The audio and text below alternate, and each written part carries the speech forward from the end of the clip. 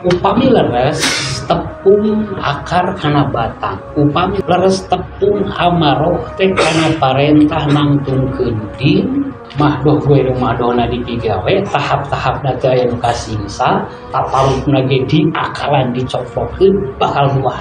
Naon buahna teh? Urang bakal gaduh sikap dina hirup nu disebat wakafa ilahi syahidah gitu. Aya teh buahna gitu. Buah tina tepungna akar amaro kana batang an akim din wala tatapa tepupi nyekapkeun Allah menjadi saksi. Eta teh buah. Ciri buah naon? Nikmat ciri buah. Nalika jalmi dipaparin anugerah mangrupi buah tiasa nyekapkeun Allah menjadi saksi. Nikmat eta teh. Dahayang katempo ku batur teh susah salaresna. Ngan panginten kumagian teu tenget jadi teu karaos susah. Geus jam 10 canjieun status kan eta teh budak kitu.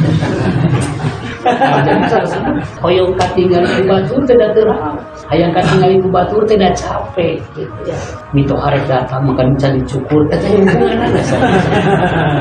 Ada napi naon pan ayeuna mah seueur geuning anu ngahajakeun gaduh cita-cita hayang viral kan sebenarnya ada patojaiyah bisa sareng buah tahu nulis tempoan we terus ngalain teh gitu da sigat kitu kedah tengep kitu eta da kamu urang mah serius mah kitu jadi yang mau ngalaitna saeutik sedih kan gitu nya ngalaitna takkeun nanaon lain gitu bisa digahargeun gitu bisa digadekeun gen teu kan teu pola kehidupan akhir zaman sok di satu sisi urang bade nargetkeun buahan wakafa billahi syahidah sementawis irama hirup ayeuna kan sabalik tetep biheun gitu kana ngajarkeun wakafa billahi syahidah.